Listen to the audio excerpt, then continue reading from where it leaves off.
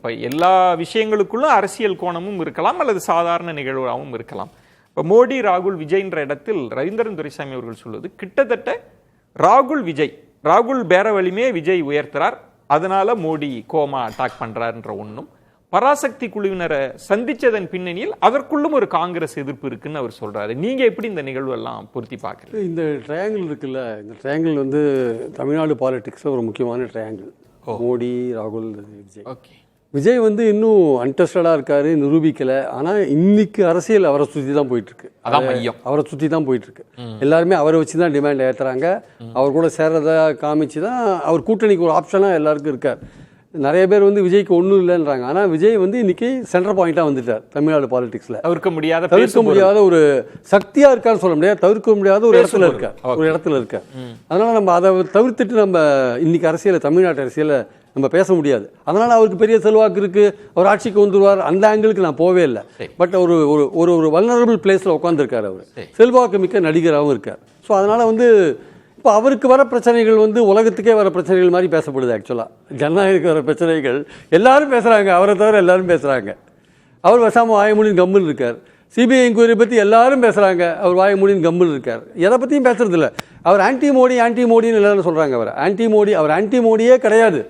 Anti மோடின்னு அவர் prove பண்ணவே இல்லை தெரியும். கடந்த ஒரு மாதமாக அவர் ப்ரோ மோடியாக தான் இருக்கார். அவர் ஆக்சுவலாக இப்போ நடக்கிற விஷயங்கள்லாம் வந்து ப்ரோ மோடியாக தான் நடக்குது. என்றைக்கு அவர் இந்தியா முழுக்க கிறிஸ்தவர்கள் தாக்கப்பட்டதுக்கு வாயை திறந்தார்? அவர் இல்லைங்க வாயை திறந்தார். எங்கே திறந்தார் வாயை? அவர் மகாத்மா காந்தி ஊரக வேலைவாய்ப்பு திட்டத்தில் வாயை திறந்தாரா?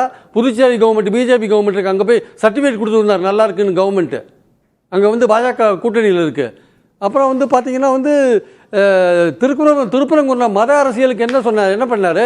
தமிழ்நாடு கவர்மெண்ட் லாயரை குறை சொன்னாங்களே தவிர பிஜேபி, தாவேகா பிஜேபியை தாக்கினாங்களா? ஏதாவது நீங்கள் மத அரசியல் பண்ணீங்கன்னு சொன்னாங்களா? ஏதோ ஒரு வகையில் வந்து பிஜேபி கிட்ட ஒரு அண்டர்ஸ்டாண்டிங்கில் இருக்கார். ஆன்டி மோடியே கிடையாது சார். அவர் is not anti Modi at all. ஆனா மோடி கொள்கை ரீதியான எதிரி பாஜக, கொள்கை ரீதியான எதிரி பாஜகன்னு சொல்லிக்கிறது என்னன்னா, திமுகவுக்கு போற பாஜக எதிர்ப்பு ஓட்ட எடுக்கணும் சார். அதுக்கான வேலைகளை வந்து பாஜகவும் தாவேகாவும் சேர்ந்து பண்றாங்க. ஆக்சுவலா இது ஒரு டிராமா. இது ஒரு டிராமா. அந்த டிராமால மோடி ஒரு தனி விளையாட்டு விளையாடுறாரு, உள் விளையாட்டு. ஆக்சுவலா அந்த உள் விளையாட்டு என்னன்னா, இப்போ ராகுல் பார்வையில வந்து டிமாண்ட் ஏத்துறாரு வச்சுக்கோங்க, அது சார் சொல்றது கரெக்ட். ஆனால் ரொம்ப தெளிவாக வந்து ஸ்டாலின் கன்வே பண்ணிட்டாரு, நான் ஆட்சியில் பங்கெல்லாம் கொடுக்க முடியாது, எங்கள் அப்பாவும் கொடுக்கல, நானும் கொடுக்க மாட்டேன் என் காலத்தில் அப்படின்னு சொல்லிட்டு அவர் கன்வே பண்ணிட்டார். அவர் அப்படி கன்வே பண்ண பிறகு தான் ராகுலோட ட்விட் வருது. ஆக்சுவலாக கன்வே பண்ண அடுத்த நாள் தான் விஜய் ராத்திரி அங்கே இருக்கார் டெல்லியில், ஏதோ ஒரு சந்திப்பு அங்கே நடக்குது, அதுக்கு அடுத்த நாள் தான் ட்விட் வருது ராகுல்து. ஸோ மோடி இதை புரிஞ்சுட்டு என்ன பண்ணுறாரு, அவர் ஒரு பாலிடிக்ஸை பண்ணுறாரு. ஆனால் அந்த பாலிடிக்ஸில் திமுக போய் மாட்டிட்டு இருக்கு. அப்படி பார்க்குறீங்க? ஆமாம், அப்படி தான் நான் பார்க்குறேன். திமுக வந்து மாட்டின்னு இருக்கு. ஆக்சுவலாக எப்படி சொல்றீங்க அதை? இந்த படம் என்ன படம்? பராசக்தி படம், இந்திய எதிர்ப்பு படம். இது வந்து ஒரு வரலாற்றை சொல்ற படம். அதுல இந்திரா காந்தியை வில்லியா சித்தரிச்சாங்க, அது இதெல்லாம் வந்து சும்மா அது வரலாறு தான். அது இவங்க இந்திரா காந்தி அந்த சீன்ல இருக்காங்க. ஜனவரி மாதம் 1965 வருஷம் she is in the scene, she was in the scene. அவர் சென்னைக்கு வராங்க, வந்து காமராஜர் சந்திக்கிறாங்க, இந்திய எதிர்ப்பு போராட்டத்தை எப்படி நிறுத்திருந்த விஷயங்கள், அப்புறம் உறுதிமொழி கொடுத்துட்டு போறாங்க. இந்தி பேசாத மக்கள் விரும்பாத வரை வந்து நாங்கள் வந்து இந்தியை திணிக்க மாட்டோம், ஆங்கிலத்தை கண்டினியூ பண்ணுவோம், அதனால நீங்கள் அதை பற்றி கவலைப்படாதீங்கலாம் பேசிட்டு ப்ரெஸ் எல்லாம் பார்த்துட்டு தான் போறாங்க. 1965 ஜனவரி மாதம் நடந்த விஷயம் அதுதான் அந்த படத்தில் காமிக்கிறாங்க. காங்கிரஸுக்கு எதிராக காமிக்கல, வரலாறு தான் காமிக்கிறாங்க. வரலாறே இல்லாத பல விஷயங்களை வலதுசாரிகள் எடுத்து அதெல்லாம் விட்டு நம்ம பார்த்தோம். காஷ்மீர் ஃபைலு, கேரளா ஸ்டோரி, வரலாறே கிடையாது. சென்சார் பாஸ் பண்ணலாம் எல்லாத்தையும். இது உண்மையான வரலாறு. இதுல எவ்வளவு கட்டு, அண்ணாவோட பேச்சு எல்லாமே கட் பண்றாங்கல்ல, தீபர் அவுட்டும் எல்லாமே கட் பண்றாங்கல்ல. இவ்வளவும் கட் பண்ணது யாரு? பிஜேபி கவர்மெண்ட் தான். பிஜேபியோட ஐஎன்பி மினிஸ்டர் கூப்பிட்டாருல, விருந்து வச்சாரு இல்ல, அவரோட தலைமையில் இருக்கிற சென்ட்ரல் போர்டு தானே அதை பண்ணினாங்க. அதை பண்ணினாங்கல்ல, அதுக்கு நீங்க ட்விட் போட்டீங்கல்ல, ஸ்டாலின் போட்டீங்களா இல்லையா, கண்டிச்சு போட்டீங்களா இல்லையா, கருத்து சுதந்திரம். அப்படி இருக்கும்போது இன்னைக்கு இருக்கிற சூழல் என்ன? அண்ணாவுடைய பேச்செல்லாம் கட் பண்ண சென்சார் போர்டு இன்னைக்கு அந்த படத்தை தயாரிச்சு திமுக ஃபேமிலி, அதை டிஸ்ட்ரிபியூட் பண்றது திமுக ஃபேமிலி, அதில் நடிச்ச கதாநாயகனோ அதில் நடிச்ச இன்னொரு வில்லனோ ரெண்டு பேரும் வந்து அந்த ஐஎன்பி மினிஸ்டர் எந்த மினிஸ்ட்ரி அதை கட் பண்ணித்தோ அந்த இதுக்கு போறாங்கன்னா, விருந்துக்கு போறாங்கன்னா யாரை கேட்டு அவங்க போறாங்க? உதயநிதிக்கு தெரியாத, அந்த ஸ்டாலின் அவர்களுக்கு தெரியாத போறாங்க, சொல்லிட்டு தானே போவாங்க. இதை நீங்கள் ஒரு ஸ்ட்ராட்டஜியாக பண்ணுறீங்க. அதான் ராகுல் அவர்களே, நீங்கள் வந்து எங்ககிட்ட சீட் அதிகமாக வாங்குறதுக்கு, பவர் ஷேரிங் வாங்குறதுக்கு நீங்கள் விஜயை வந்து ஜனநாயகனை பயன்படுத்திட்டு விஜய்கிட்ட போகிற மாதிரியான ஒரு தோற்றத்தை கொடுக்குறீங்க. நீங்கள் நான் அதுக்கெல்லாம் நான் அசர மாட்டேன்.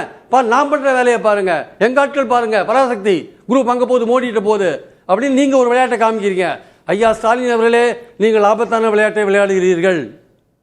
ஆபத்தான விளையாட்டை விளையாடுகிறீர்கள். ஏன்னா ஜனநாயக தடுத்ததே வந்து திமுக பாஜக கூட்டணின்னு தாவேகா சொல்லிட்டு இருக்காங்க. ஓ, அப்படி இருக்கு. தாவேகா என்ன சொல்றாங்க, இந்த பாஜக திமுக கூட்டணி தான் ஜனநாயகனுக்கே வேட்டி வச்சிருக்கு பாருங்க, பராசக்தி தனியா வந்து வசூல் பண்ணிட்டு இருக்கு அப்படின்னு சொல்றது யாரு? பிரியன், நீங்க பராசக்தி படக்குழுவினர் போனதற்குள்ள ஏதோ ஒரு அரசியல் அந்த அரசியல் வந்து திமுக தவறா பண்றாங்க. திமுக ஒப்புதல் இருக்கும். இது வந்து மோடி கூப்பிடலாம், முருகன் கூப்பிடலாம், யார் வேணா கூப்பிடலாம் சார். உங்களுடைய ஜீவனான வசனங்களை கட் பண்ணிட்டு ஒரு படத்தை வெளில நடந்த விஷயங்களை சொல்ற ஒரு படத்தை வந்து பல விஷயங்களை கட் பண்ணிட்டு வெளில விட்டுருக்காங்க சார். அதை நீங்க எப்படி மன்னிக்கிறீங்க? நீங்க சிவகார்த்திகேயன் போனதோ அல்ல ரவி அவங்களாம் சொல்லலாம், எங்களுக்கும் அரசியலுக்கும் சம்பந்தம் இல்லைன்னு சொல்லலாம். ஆனா அது அப்படி இன்னைக்கு உலகம் அப்படி எடுத்துக்காது. இன்னைக்கு பார்வை அப்படி, மக்களுடைய பார்வை அப்படி இருக்காது. திமுக தான் அவங்களை டிபீட் பண்றாங்க. அவங்களை திமுக ஆட்களை தான் அவங்க பார்ப்பாங்க. ஓ, இப்ப சிவகார்த்திகேயனோ இப்போ ஜெயம் ரவி அவங்க பார்க்க மாட்டாங்க. மக்கள் வந்து இது பராசக்தி படக்குழுவினர் அப்படிதான் படக்குழுவினர், பராசக்தி படக்குழுவினர் ஸ்டாலின் அல்லது உதயநிதியோட அட்வைசர் தான் அவங்க போய் இருக்கதா பார்ப்பாங்க. இது நான் வந்து சொல்றது வந்து சில பேர் கசப்பா இருக்கும், அதுதான் உண்மை.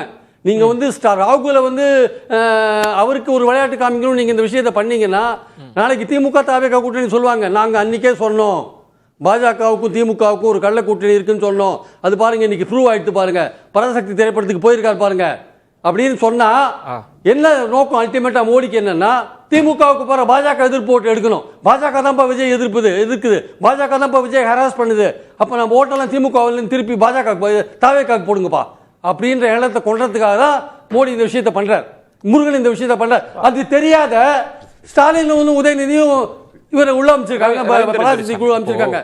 இதுதான் இந்த அரசியல். ஆக்சுவலா பிரியன், இன்னொரு கோணத்தை உங்கள்ட்ட இருந்து சில விஷயங்கள் அவர் மாறுபடுறார். அவங்களுக்குள்ள ஒரு அண்டர்ஸ்டாண்டிங் இருக்கு. ஏன்னா அவர் ஒன்னும் ஆன்டி மோடியாலாம் இல்ல. மோடி அவர்கள் சொல்லிடுறேன், இதன் மூலமாக திராவிட பொங்கல் வந்து இந்துத்துவ பொங்கல்ல கலந்துருச்சுன்னு ஒரு சந்தேகம் எல்லாருக்கும் வந்துருச்சு. ரவீந்திரன் துரைசாமி, இப்ப பராசக்தி படக்குழுவினர் போனதுல இப்ப பிரியன் சொல்ற ஒரு பாயிண்ட் இருந்தது, அது படக்குழுவினர்னு நம்ம பார்க்கணுமா இல்ல இண்டிபெண்டா நடிகர்களுக்கு அழைப்புன்னு புரிஞ்சுக்கிறதா, இது திமுக ஒப்புதல் இதெல்லாம் கனெக்ட் பண்ணி பார்க்கணுமா? நீங்க எப்படி புரிஞ்சுக்கிறீங்க? இதுக்குள்ள ஏதாவது அரசியல் இருக்கா? படக்குழு தான் பார்க்கணும். நீங்க அந்த ஸ்டாலின் கொடுத்த அந்த ட்வீட்ல ஜனநாயகம் பராசக்தி ரெண்டுக்கும் எதிராக தான் கொடுக்கிறாரு. அவரு ரெண்டையும் தொடர்படி தான் கொடுக்கிறாரு. ரெண்டுக்கும் எதிராக சென்சார் இருந்துங்கிறதா கொடுக்கிறாரு. அப்ப எப்படி அலோ பண்ணாங்கன்னு பிரியன் கேட்கிறாரு. எப்படி இங்க தயாரிச்சவங்க விநியோகம் பண்றவங்க அந்த படத்தோட கனெக்ட்ல இருக்கிறவங்க எப்படி அலோ பண்ணாங்க? அதுல என்ன இருக்கு? இப்போ அந்த இடத்துல அவங்களுக்கு சினிமா மார்க்கெட்டிங்ல பெரிய இன்னைக்கு புக் மை ஷோல மோடி பாராட்டினதும் அந்த ஒரு மணிக்கு இது அரசியல் சார். அரசியல் களத்துக்கு வந்த பிறகு நீங்க டிக்கெட் எவ்வளவு பராசக்திக்கு வியாபாரம் சார், பராசக்திக்கு வியாபாரம் சார். திமுகவுக்கு பராசக்தி நல்லா ஓடணும்ன்ற லட்சியமா இல்ல இந்த மண்ணை வென்றெடுக்கணும் திமுகன்றது லட்சியமானு பிரியன் கேக்குறாரு. டிஎம்கே ப்ரொடக்ஷன்ஸ் படமா இல்லையே, அது ஒரு தனி திமுக ஃபேமிலி படம் தான் சார். ரெட் ஜெயிண்ட் அதுல இருக்கு சார். அது எப்படி போனாங்கன்ற கேள்வி